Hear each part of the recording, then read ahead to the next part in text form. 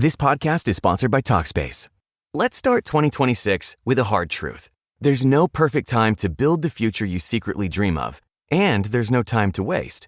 With support from a Talkspace therapist, you can make this the year you bravely go out and grab what you need from life, whether that's outer rewards or inner peace. Just go to Talkspace.com to be matched with a licensed online therapist. You can start messaging with your therapist right away and schedule live virtual sessions over video, audio, or chat. Your Talkspace therapist can help you create personalized strategies for making the changes and achieving the goals most important to you. Talkspace accepts most insurance with an average copay of $15, and most insured members have a $0 copay. No insurance? No problem.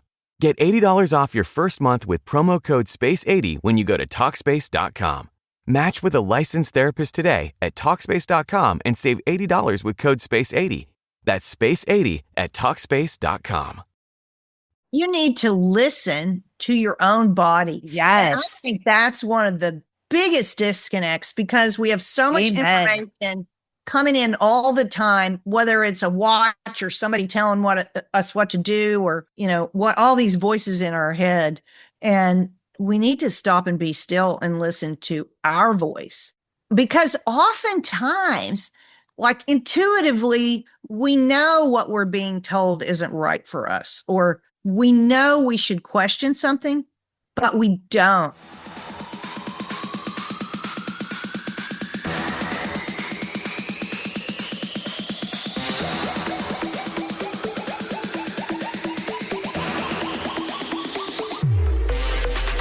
Welcome to the Bomb Life Podcast, where fitness, mindset, and real talk collide. This isn't just about workouts. It's about transforming your body, mind, and life. Get ready for unfiltered conversations, expert advice, and the motivation you need to level up in every way.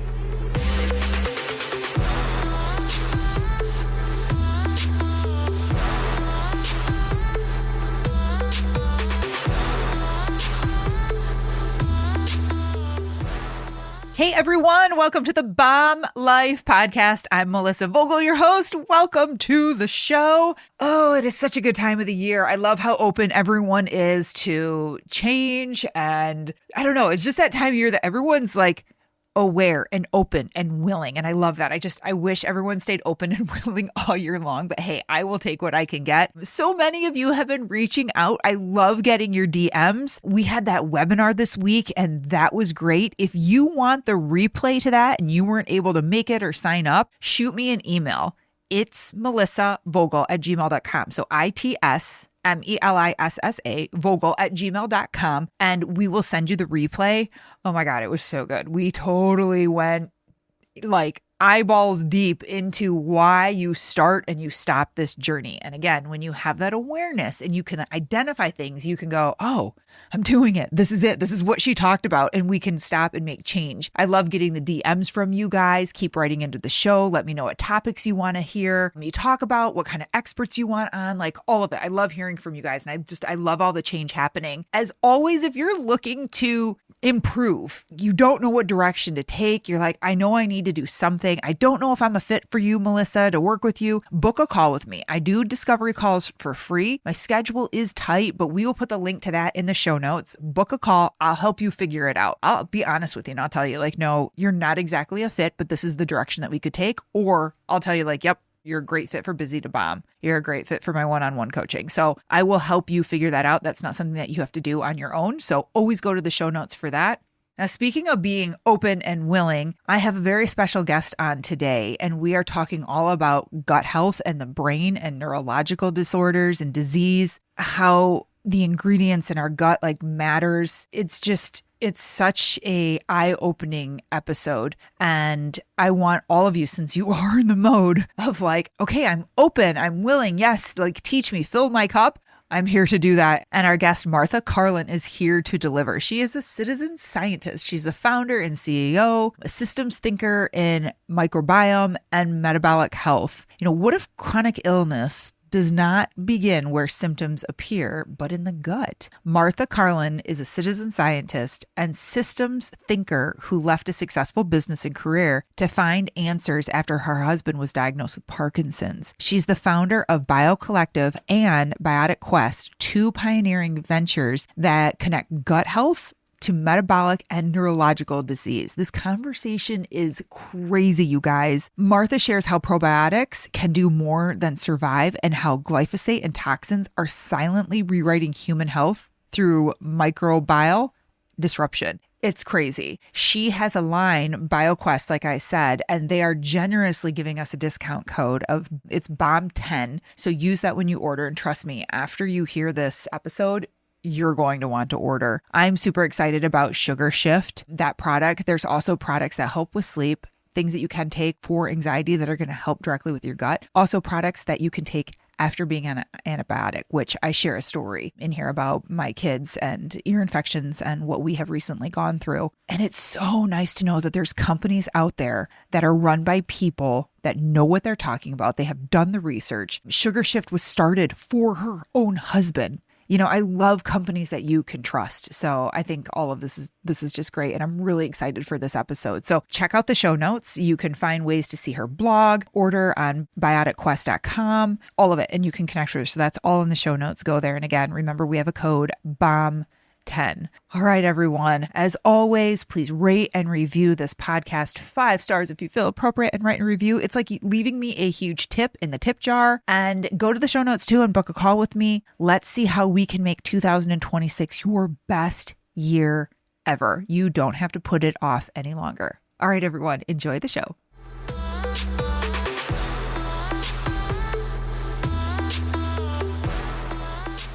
Hey everyone, welcome to the Bomb Life Podcast. Today we have Martha Carlin on the show. Welcome to the show, Martha. Thanks so much for having me, Melissa. Oh girl, I'm excited to dive in with all of this today. Like, this is my jam. Like, talking about like our food, the soil, gut-brain connection, disease, like just the truth about like where we get our information from, like how we learn about things. I was very excited when I read your sheet. I was like, oh, yes, Martha, when can we book her? Thank you. Well, I have to ask first, like, how did you get into this? Because you didn't go to school for like science and neurology and like all of that. So I'm very curious, how did this become the path that you'd take in your life? Yeah, so actually, my college degree is in accounting. Oh my God, that's funny. Perfect. But I came out of school and I was trained as an auditor, which one of the things you learn initially is skepticism. So never take anything at face value, examine the evidence for yourself, because that's what an auditor does. So, right. You know, that was kind of foundational for me. And I worked for a firm also that trained me in something called transaction flow review, which is how you map out with these flow charts, everything that flows through the business. Well, you know, fast forward in 2002, my 44-year-old husband, so we'd been married for about 5 years, was diagnosed with Parkinson's. And he was I mean, if you looked at him, he looked healthy. He ran marathons, you know, he didn't look like anything was wrong with him. And he was diagnosed with Parkinson's. And I'm like, wait, what? Like, how does somebody who's 44 years old get an old person's disease? And so I first just kind of started down the path with that mindset of, okay, transaction flow. Well, what's going through the body? Mm-hmm. Food and water, you know, what we're drinking and eating and putting down that pipe. And so I spent 10 years on a deep dive, just looking at our food supply, how we grow our food, the chemicals that are used on our food.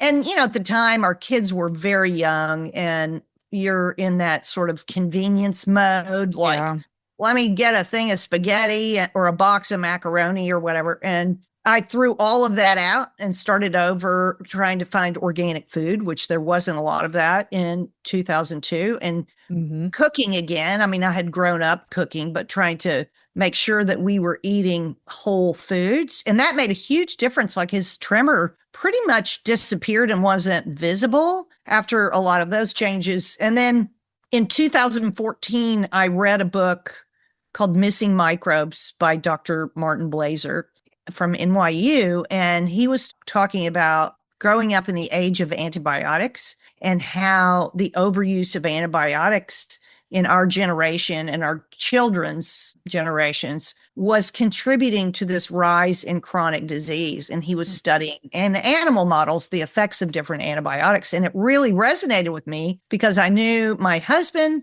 and quite a few people that I had interviewed over the years with Parkinson's had had a lot of strep infections or ear infections or things as kids, and had taken repeated courses of antibiotics or had taken antibiotics for years for acne or something like that. And so that was just, it really resonated. And he was describing this thing called the microbiome. And I was like, what's that? And well, nowadays, a lot of people know what it is, but it's still not widely known. And that's basically, we're more microbial than we are human, like 2 cells microbial to every 1 human cell, roughly. And that functions as our internal pharmacy to maintain our health. It's making hormones, neurotransmitters, amino acids. It's kind of the raw materials factory of the whole shooting match. And, when we're depleting that, we're causing issues. Well, 6 months after Dr. Blazer's book, the first paper came out where it showed scientists from Finland showed he could basically divide. There's 2 types of Parkinson's. One is tremor dominant, and the other is where people are sort of bent over and they have trouble walking.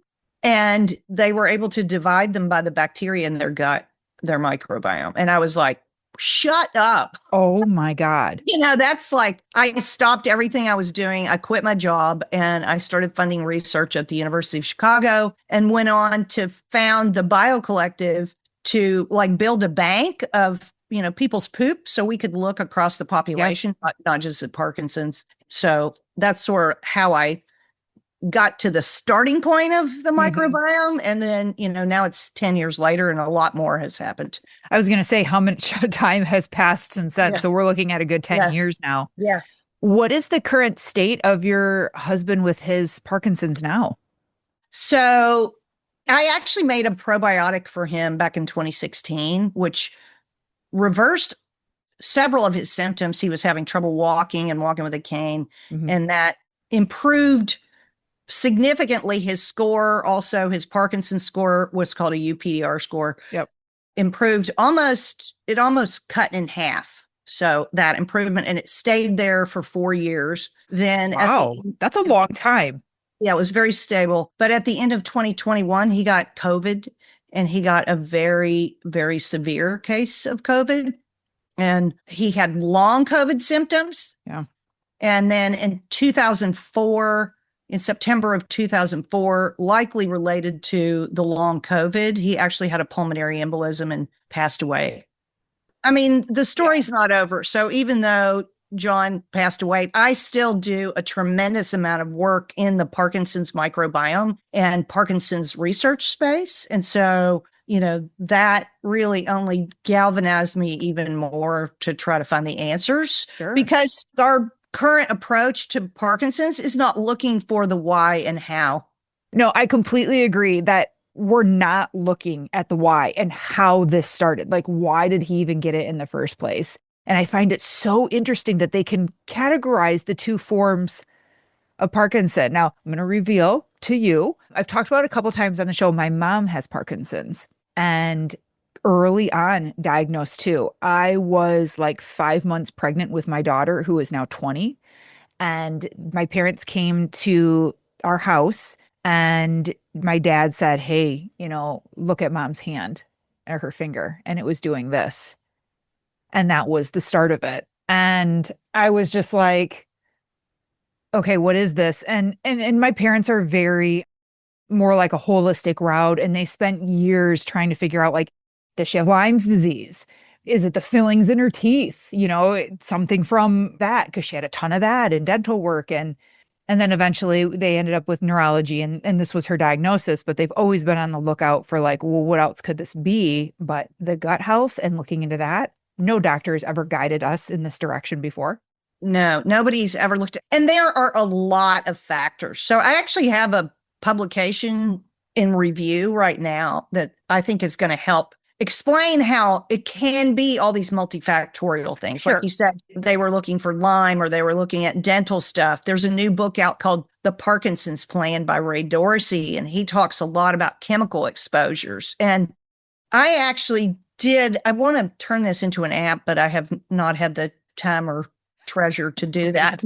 But I have this prototype that I built based on John's life, where I drew a timeline, and from birth through all, and I had stressors and chemical exposures and diet and exercise and these, all these different kind of pieces of the puzzle that were color coded. Yeah. So you can see it on one page. And, all the way back to when he was a child, like his first 4 years of life, he had constipation. He remembers his mother, like having all these stuffed animals across the shelf in the cabinets in the kitchen, and he would get a stuffed animal if he would go poop. And a lot of people don't realize this, but chronic constipation can precede a diagnosis of Parkinson's by 10 to 15 years. And about 80% of people with Parkinson's have chronic constipation or, alternating constipation and diarrhea. And it's not talked about or looked at on the neurology side of things. And if you say you have a problem, they will send you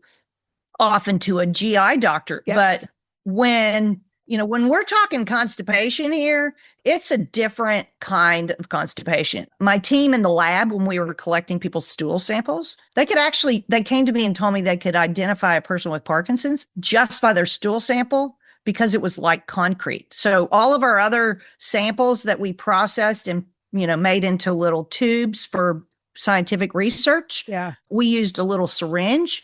And with the Parkinson's one, we actually had to use a caulking gun because the colloidal mass was so dense, it wouldn't go through the syringe. Crazy. And I love that we're having like this conversation right now, this time of year, because so many people are open to like creating change right now, right? Like newer year, we're in the beginning of 2026. And I'm like, we need to talk sooner rather than later while people's mind and brain is still open to creating change. But what do you think, with all your research and in what everything you're looking at over the last 10 years, what do you think, and this is just your opinion, I'm asking for your opinion, what do you think is like the main cause? Like, what do you think caused your husband's Parkinson's? Do you have an idea? Do you have a hypothesis? I do have an idea. It's a total toxic burden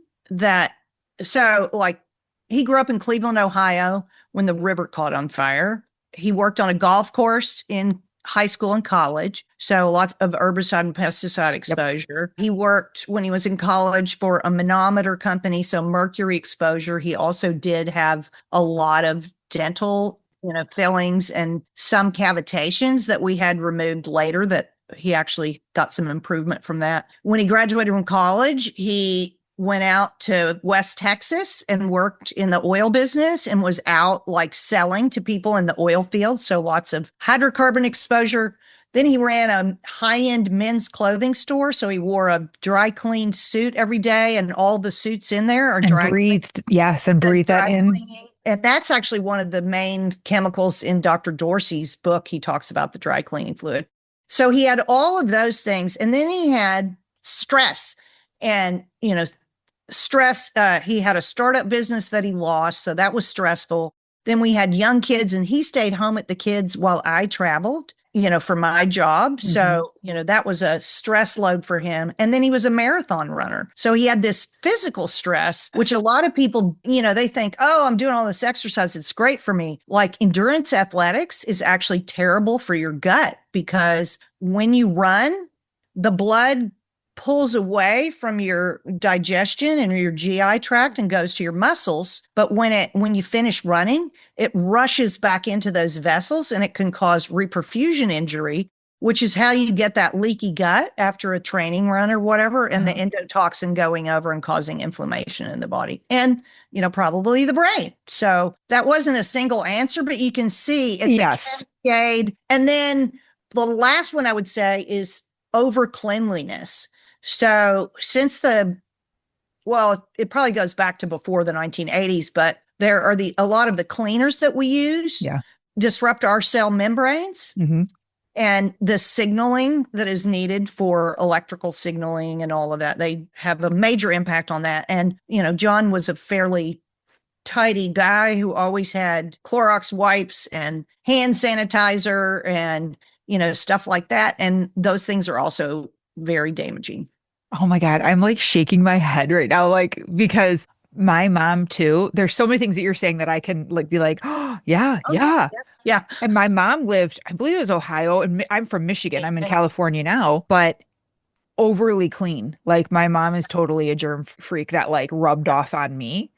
But then she got smarter, like as time went on, about like more natural cleaning products and, things like that. But yeah, very clean, like germ freak, which I think great, but no. But no, yeah. And, it's interesting when early in the diagnosis, I read a book by John Coleman called Stop Parking and Start Living. Huh? And he had reversed a bunch of his Parkinson's. He was a naturopath in Australia. And like, I read his book and I was like, oh, wow, like this is some pretty austere changes. He's listing like all these dietary changes, getting rid of all the cleaning products, anything that smelled like this list, blah, blah, blah.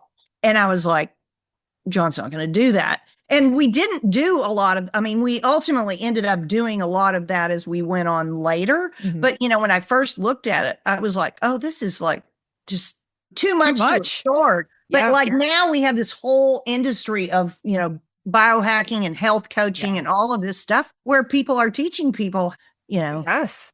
how this stuff is affecting them. Yeah. Oh, putting them at risk. Yeah. Even 5-10 years ago, people weren't talking about that, or they were like into it. Like, I was the crazy person going around saying like, hey, we all should probably stop shopping at Bath and Body Works and like stop rubbing country scented apple all over our skin. Yeah. Or my kids, when the Abercrombie and Fitch, do you remember how like when you used to walk in there and it was you would be assaulted with smell? It's still like that.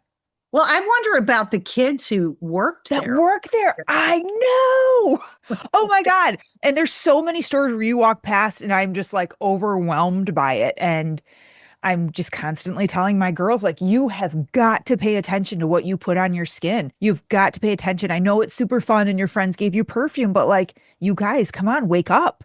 Well, so the scents and flavors is really interesting too, because when I first started the company collecting poop samples and making them available to other scientists, I got a phone call from a nonprofit in New Jersey. It was kind of strange. It was like they were sort of poking around to see what kind of research I was doing. And I had never heard of them. And so after I got off the phone, I went and looked them up. And they do all this research on the smell and taste receptors in the body. And so then I dug a little deeper and it's like, oh, they're funded by all the food companies and I was like, oh, so this nonprofit is basically studying how to trick our senses through artificial scent. I knew you were going to say that. Flavors. So it's like, yeah. To what? Hook us more? Yeah, hook us. That's crazy. To use those, receptors as a trick. Right. And like if somebody offers you one of those, like super flavored, whatever it is, if you eat one of them, even if you don't really like it, you're like, give me another one of those. Yeah, what am I doing? What am I doing right now? Like, why am I eating this? Yeah. Okay. So while we're on the track of like food, can we talk about like the domino effect of glyphosates? Am I saying it right? Glyphosates? Yep. Okay. I always worry that I'm like saying it completely wrong and everyone's going to be laughing at me, but this is real. I remember giving my girls Cheerios when they were little. I'm like, you give them Cheerios. And then I learned that's actually the worst food you could possibly give your child because Cheerios are covered in glyphosate. And I'm like, what the heck? And it just blew my mind when I started learning about this like 20 years ago. I've got to imagine that it's only gotten worse and it's affected our soil, which then affects the microbes and our brain because it's all connected. Yeah, so that actually was an area that I looked into very early and have, had an intense focus on for the entire 25 years I've been looking at this. But it's also patented as an antibiotic. So for people who don't know, it's the most widely used herbicide in agriculture, but also in people's home, like, your neighbors out with the little white container with the sprayer. Spraying the cracks in their sidewalk with Roundup. Roundup is a glyphosate-based mixture. Yes. And it is also patented as an antibiotic, but it kills mostly the good bacteria, and quite a few of the bad bacteria does not kill. And it also binds and chelates minerals. So it's chelating the minerals and lowering the mineral availability in the plants. And then also if we eat it, it's having that effect on us as well. And back in the 1990s, it was primarily just used on corn and soy, but that's in pretty much all of the processed foods. But now it is also sort of been sold as a speeding your harvest. So essentially, about 60 different crops are sprayed at the end of harvest with glyphosate. And so most of your dried beans, lentils, anything like that, that's grains that are dried at the end of the season, instead of waiting for them all to dry naturally, they will spray the crop. And then those end up with a higher level of residue because there's not much time environmentally for any of that near the end. Naturally. Yeah. So then we eat this, we consume it, and what does that do to our guts?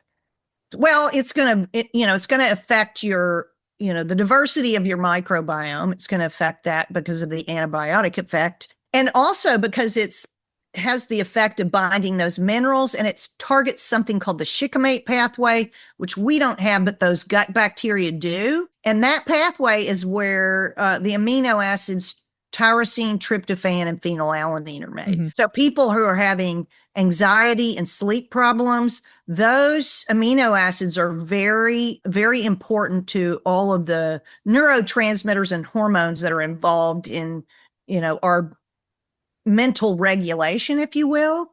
And so, if you're having an impact on the microbes that can help process and make those amino acids, you're going to have trouble with those neurotransmitters.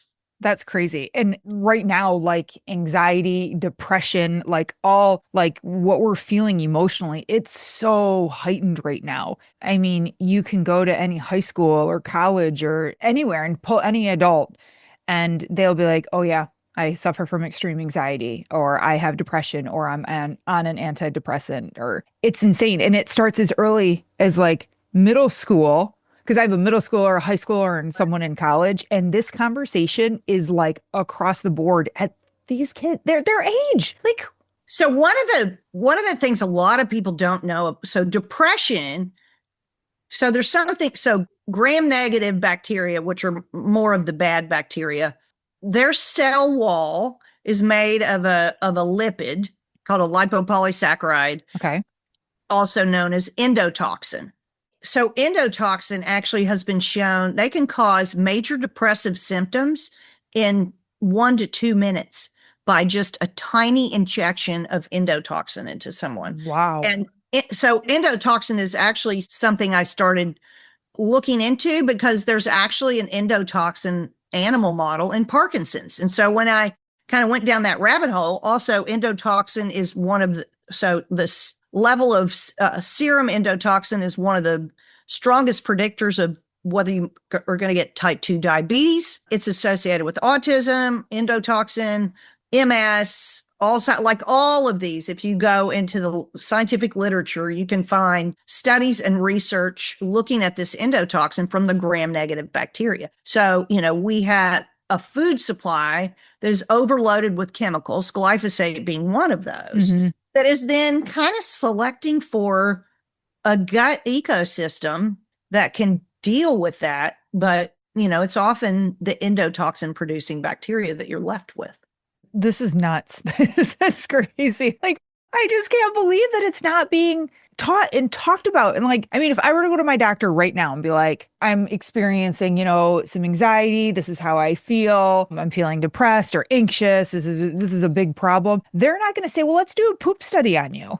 They're not going to say, well, let's look into your gut health. I mean, that's actually 10 years ago when I started collecting people's poop, I thought, within a decade, this is going to be part of medical practice. And somebody asked me a couple of weeks ago, when do you think this will be in medical practice? Right. And I said, I don't know if it'll be another decade or maybe never, because it's a complex ecosystem. And we don't teach people in medical school to anything about ecosystem dynamics or how to even think in that way. Right.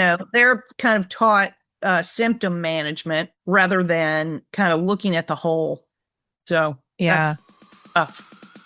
Hey, Bomb Life fam, I have a question for you. Are you the kind of person who crushes it at work, shows up for your family, checks off every to-do list, but when it comes to your fitness, your energy, and your confidence, it feels like something's missing. You might be doing the workouts, listening to all the right podcasts. I mean, you are listening to this one, but deep down, you know, you're just kind of going through the motions and you're done playing small in this area of life. That's exactly why I created Fit Mind Coaching, my private one-on-one program for high-achieving women and men who are ready to level up. This isn't just another fitness plan. This is about building the body and the mindset to match the life you're working so damn hard for. Because success in business means nothing if you're hiding in hoodies, avoiding mirrors, or dragging through your day with zero energy, or showing up on Zoom meetings feeling good from the chest up, but praying no one ever sees what's going on below the screen. We're talking about fat loss, muscle building, and real confidence that bleeds into every area of your life, your boardroom, your bedroom, and your parenting. You want it all? Good. You should have it all. Let's go. Click the link in the show notes and book your free call with me today. Let's build the strongest, most confident version of you inside and out. You're ready for more, and I'm ready to show you how. Back to the show.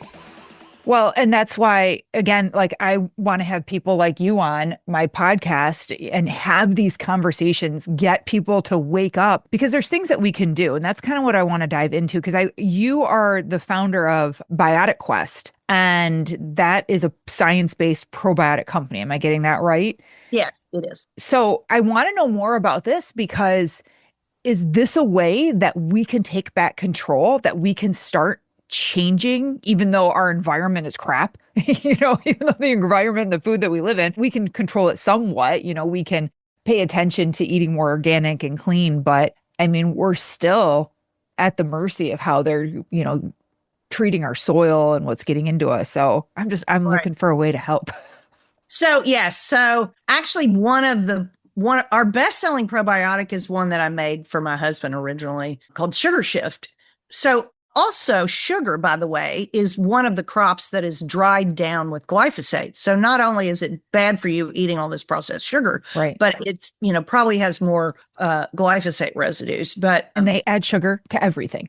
Yeah. And I made the product for John originally after coming back from a Parkinson's meeting and getting this idea of basically how to put a factory back into the gut that kind of worked like a team to do what you wanted to do. And it basically converts glucose and fructose into mannitol, which we pee out.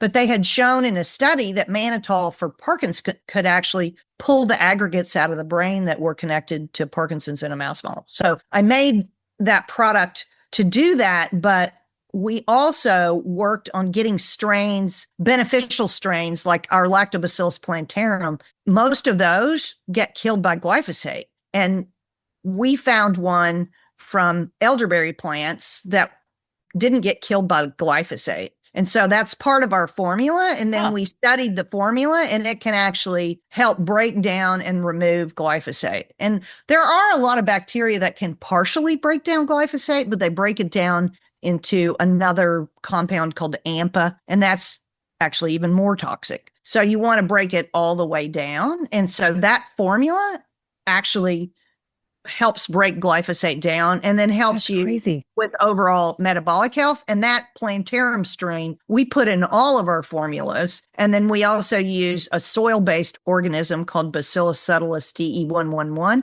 And, those soil-based organisms are also better at tolerating and dealing with the glyphosate, and also more capable of kind of knocking out some of those pathogenic bacteria. And we did a clinical trial in diabetes with the Sugar Shift product. And, we measured the standard insulin, HOMA-IR, fasting and postprandial glucose and triglycerides, and all of those improved. But we also measured that serum endotoxin. And at 3 months, it was statistically significant drop in endotoxin. And then we kept some of the subjects on for another 90 days. And at the end of 180 days, it was almost entirely gone. So all those gram-negative. Oh my God. So, it can be a real game changer for a lot of different things, but it's not a product like if you take it today, you're going to notice, wow, tomorrow, like all my problems are gone. Where we took that concept and then we built a product for sleep, a product for anxiety, a product for taking after antibiotics, a product for the immune system, and one for cardiovascular support. And what I can say is those products for sleep and anxiety, you can tell. Like I take the Perfect Peace is the one for anxiety. And I could tell within about 20 minutes, I just like sort of feel the edge come off. And I've had several people who wear the trackers. I don't have a tracker, but can see that, the stress score goes down and that changes. And then I have people who send me data from their Oura rings where when they take the simple slumber, deep sleep is doubling and they're, after a week or so, they no longer have a sleep deficit and, just sleep quality. And then I have some older people who take that, it doesn't like help you fall asleep. It's not that sort of, I'm going to be drowsy, but you stay asleep and have a deeper quality of sleep. Okay. See, I'm glad that you talked about this but is there one that you take every day? And then like, if you're having trouble with sleep, you could take the sleep one, or if you're feeling more anxious, you can take the anxious one and they're safe to take all together. Like, I have a lot of questions for you. Yeah. So like the Sugar Shift one is really that core product for every day because, we could see every time we've studied it, we can see how it's reshaping and pulling the gut back to a healthier profile. Wow. And part of that is you can't get away from being exposed to glyphosate. So part of that is it's cleaning up whatever that, or helping to clean up whatever exposure is. And then so I take that one every day, twice a day. And then I'll take like Perfect Peace. I took kind of mid-morning because I had back-to-back podcasts and a bunch of stuff today. And I was like, okay, I just want to kind of take the edge off. Or I'll take it before I go to yoga just because I want to be like a little more zen or whatever. And then I don't have trouble with sleep, but every once in a while I will just take the sleep product just to kind of see, okay. I feel like I got a better night's sleep. But I do have people who have sleep problems who take it every night. Okay. But that's one you'll also know if it's going to help you or not, because people will know, within a week or two. And we do have a money back guarantee. So if it doesn't work for you, no problem. But with sleep, tryptophan, so that amino acid I said that the bacteria make or get from food, we have a little bit of tryptophan in the Simple Slumber product, but the bacteria that are in there as a team, they're actually making tryptophan for about a 7-hour period. So that's part of what's helping you sleep. Nice. So production of tryptophan and production of bacterial melatonin. Naturally. Okay. You mentioned one that you take after being on an antibiotic. And that was a story that I wanted to share with you because as parents, we run into this. My daughter just the other week, massive double ear infection, like literally out of nowhere. And she's my kid that has allergy problems. She's also my kid that will have more constipation. Like, I mean, all the parents listening are going, yeah, that's my kid too. We all can relate. And we get in these positions where it's like, oh my God, my ears, and she's in so much pain. We go to urgent care. They write a prescription. Now we're hitting her hard. What do we do? And I feel bad because I'm like sitting here going, I know what this is going to do to her. I know what this antibiotic is going to do to her for the rest of her life. Like taking this will impact her 10 years down the road. Like I am fully aware of this, but what do we do when we get in this position? And what can I give her after, to help replenish, repair, like keep her not being so damaged? Yeah. So, some probiotics can actually make it take longer for you to restore because they'll make the gut too acidic. Okay. And so we actually came up with our idea because we had looked at this study by the Weitzman Institute that was showing that in a study with an 11 strain probiotic that it actually made things worse. And in our computational modeling, we were able to figure out that it basically was making the gut too acidic and not helping with the overall restoration. And so we kind of went to a more ecologically friendly side. So that antibiotic antidote can definitely help with that. And we usually say, 1 to 2 months of that after you've had a course of antibiotics, and you should start to feel more regular again. I mean, most people will get pretty disrupted GI tract from taking antibiotics because it's also killing the good bacteria. And it's tough with kids because they don't like fermented foods, but fermented foods can be a way to do that.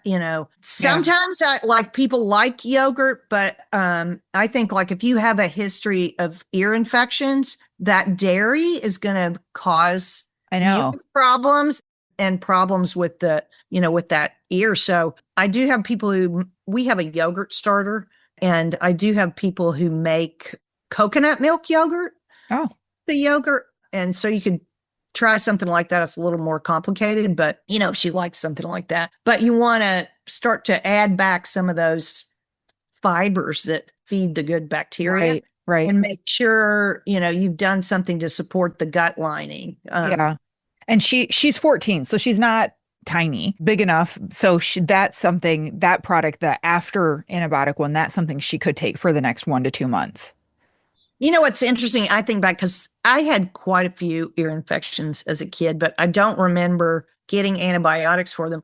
They used to give us this little bottle of oil, and my mother would warm the oil when I had an earache, and she would put like 2 drops of the warm oil in my ear, and it would make the pain go away. So, and I don't know why they don't do something like, or, they don't recommend the same thing. Like that. I was like, is there not a drop that I can put into her ear on the infection? Like, what the heck? And she's not my kid that had a ton of them early on. That's good. Yeah. So my middle one though, had a rough start at life, and she was on a lot, but luckily she's doing pretty good. But yeah, my youngest one, she's just got allergies. So I think she just is always congested. They probably got fluid in there. She probably got exposed to some type of, virus or bacteria and turned into an ear infection. And then it ruptured. Her eardrum did rupture. But I was thinking the same thing. I was like, seriously, there's not like a drop. Like we have topical antibiotic. Why can't we just hit that instead of hitting the entire body? Also so I know a scientist from Ohio State who did some research showing the difference between like getting antibiotic shot or what's called parenteral versus oral antibiotics. And there's like a 5 log difference, orders of magnitude difference in the damage done by an oral antibiotic to the microbiome versus if you get a shot. So, and you can nowadays, sometimes you can go, when you go to the doctor, you can say, I don't want an oral antibiotic. Can you give me a shot? And they will give you a shot. Because back when penicillin was first discovered, they gave the person 1 shot and it was gone. Right. And now we create these kind of super bugs when we. Oh, yes. Okay. I have a question for you, because I know we have a lot of people listening that'll be like, oh, I get my probiotic at, Whole Foods or at CVS or at the grocery store. Like, what makes yours different than the ones at the store? Because we can go anywhere and there's just shelves upon shelves of probiotic. And I do know that, that bacteria in there, it needs to be special. It needs special care. I know it will compete for absorption with other things in the gut. Things can wipe it out. So fill me in, like, what makes yours different? So there's several things. First of all, as I mentioned, we build them as teams. So that's so important. We know the genetics of every strain that's in our formula, and then looking at what the capabilities of every one of those strains is, we build them so that they're cross-feeding each other and sustaining the formula together so that it's actually producing what we want it to produce. And we actually got a patent for that technology on the Sugar Shift formula. We also have unique strains. So if you go into the Whole Foods or the grocery store, not everything, but most of what you see there is going to be coming from the same 3 large suppliers. So true. And there's only about 12 different strains, and they're all the same. And what we've lost is variety. So you want, you're trying to put back variety, and you're trying to put back specific functions. Mm-hmm. So we're building those teams for specific functions. And then we select prebiotic fibers that help also in the cross-feeding of those bacteria. Mm-hmm. And sometimes we'll add a specific amino acid or something that can also kind of spark that team with some of the food so that they will produce what you want them to produce. Do we need to worry about temperature? Do we have to keep it in the refrigerator or heat, the exact opposite? Like, how are these bacteria, the probiotic, like, are they little princesses? Do we have to treat them a certain way? They're not little princesses, but they can tolerate a certain level of heat, and different ones have different temperature sensitivities. So one of the ones we use in quite a few of our formulas, and it's become quite popular because Dr. William Davis of Supergut fame has kind of made it famous, is Lactobacillus reuteri. And you also don't find that in a lot of formulas, but that used to be in our gut, used to get it from breast milk. Don't get that anymore. But that one is sensitive, like above 106 degrees. But in most cases, like your house is not going to be right. Above 106 degrees. Now, I do have I worry sometimes, like somebody in Phoenix, Arizona, in the middle of the summer, if they're not going to be home and in the mail. And we've replaced that before, but we have actually studied our formulas with a 2-year shelf life.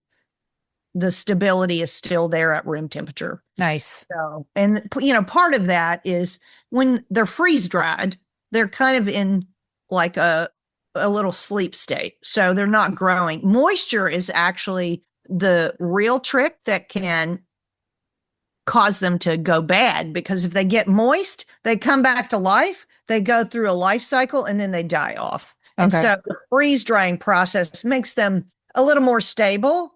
But, you can put them in the refrigerator, but I find if I put things in the refrigerator, I don't remember to take them. I know, it is tougher. That's true. That is tougher. But it's good to know that the shelf life is 2 years. You had done a reel, and I wanted to make sure we hit on this because, people will listen to this episode and be like, wow, that's great information. I'm so glad I listened to that. And then I don't know. And then they just don't take action, or they'll probably order, which is great, but they think that that's all they need to do. And you had done a reel about the fitness trackers and the ones that tell you what to eat and when to eat and what's impacting your body at this very moment. And you had said something in there about accountability and how these things are great. I mean, they're great tools, but you also have to take accountability for your own health and your own well-being and doing things like looking into the foods that you're eating. Is it clean? My daughter brought home a box of cereal the other day. And I'm like, why did you bring this home? She's like, I don't know, someone gave it to me. And on the bottom it said, ingredients bioengineered, I don't know, something. It was bioengineered ingredients in here. And I'm like, honey, you have to pay attention to these things. This is what I want you to know. And I was trying to educate her, but things like that, we can pay attention. But my whole point in my rant right now is that we need to take control of our own health. We can't have these apps doing it for us. And I run into this, Martha, all the time. And people are like, just tell me what to do. Just tell me what to eat. You tell me how to train. And I'm like, I can guide you on that, but I'm not going to tell you everything. You need to learn along this process too.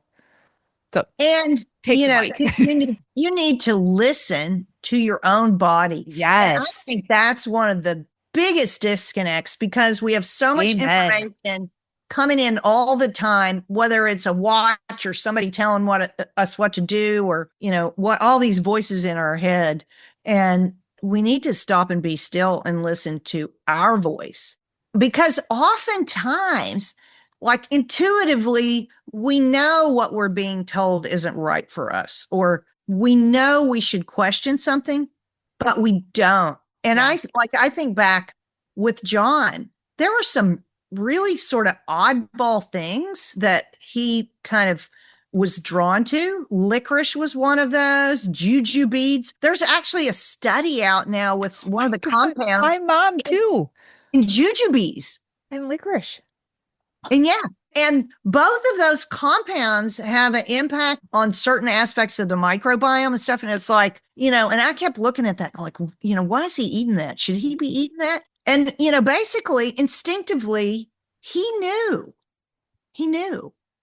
And, so there was actually a turning point in helping John, because in the early years, I was doing a lot of that, making him a list of here's what you can eat, here's what you can't eat, or making his meals, laying out his medicine or his supplements or whatever. And, I said, really for this to work for you, you have to be responsible for it. You have to want to do it. Like, I can give you all the information, but you have to be responsible for yourself. Mm-hmm. Yeah. We can be there to support and to love, but at some point they have got to take over. And I just hope people hear this episode and that they wake up and they pay attention. Like, even one of the simplest things is like your poop. Like, how often do you go? Because if it's not often and it's like shitting bricks, like, that's your body telling you something. You can take control. You should wake up to that. But people will be like, I don't have time. Well, I mean, okay, you can turn around and look at it. I mean, there's so much you can tell from looking at your poop. It's crazy. Like, look up like the Bristol stool scale, 1 to 7. 1 is hard, 7 is runny. I think that's the way it is. What color it is, because it can be an indication of whether you have blood, could be colon cancer, like just simple stuff like that. You could catch some. And then if it's floating, you've got a problem with your bile and you're not processing fats. And like, it's just simple stuff like that. You can look at it, learn something, and help yourself way ahead of the curve. Yes. And then maybe never get any of these things. I know. Yeah, because a lot of it is preventable. And if you're listening to this now and, God forbid, like a neurological disease hits you or, it's in your future, I feel like we have the control to be able to kind of course correct. We can change the direction. And listening to an episode like this could be the day that someone decides like, you know what, this does run in my family, or I am pre-diabetic, or, anything. And just waking up and hearing this could it could change your course. Yes. You can go down a different path. Absolutely. And I honestly believe like even supplementing and, checking out Biotic Quest and adding that in, drastic difference. That can make a huge difference for someone. Yeah. So I'm excited that we had this conversation. I would love to have you back on again. I think we should keep talking about this. Like, this is just a topic that we can't talk enough about, and people need to know. They need to know the connection between diseases and what's happening with our bodies and our mind and with our gut. And we can heal that. Yes. I would love to come back. I really enjoyed it. I think that would be great, Martha. Where can people find you? Where can we get your products? Where can we, people connect with you, listen to you more? Like, give me the lowdown, and we'll put everything in the show notes too. So you can find our products on our website at biotiquest.com. That's BIOTIQUEST. Okay. .com. And they're also available on Amazon. Not all of the products are on Amazon, but most of them are. I also write a blog on Biotic Quest that is a lot, related to gut health, mostly gut health and food and fermented food stuff. I have a Parkinson's blog called Martha's Quest. So for anybody who's interested in Parkinson's, they might want to look at the Martha's Quest blog. And we have a YouTube channel, which is also under Biotic Quest. And you can find a lot of my podcast interview replays. Okay. And I actually people can sign up at our website for our newsletter, which covers a lot of these topics. And I also every second and fourth Tuesday do a customer call, and I'll bring an expert in sometimes, but a lot of times I just will answer questions or do a presentation on something like the Bristol stool chart or stress or the cleaning compounds or something like that. So, okay. Awesome. Well, we'll put all of that in the show notes. Martha, thank you again for coming on. This was an absolute pleasure. And I hope we have this conversation again. I'm looking forward to getting started on the sugar shift, and I want the one for anxiety too. Like, I love anything that's going to help me, because we live stressful lives. We do. We live busy lives. So thank you again, Martha. This was great. Thanks again. Everyone stay safe, stay healthy. Until next time. The Bottom Life podcast is for informational and entertainment purposes only. The content shared here is not intended as medical, legal, or professional advice. Always consult with a qualified professional before making any health, fitness, financial, or legal decisions. The opinions shared on this podcast are personal experiences and insight. So if you need expert guidance, go find the right professional for you. Thanks for listening.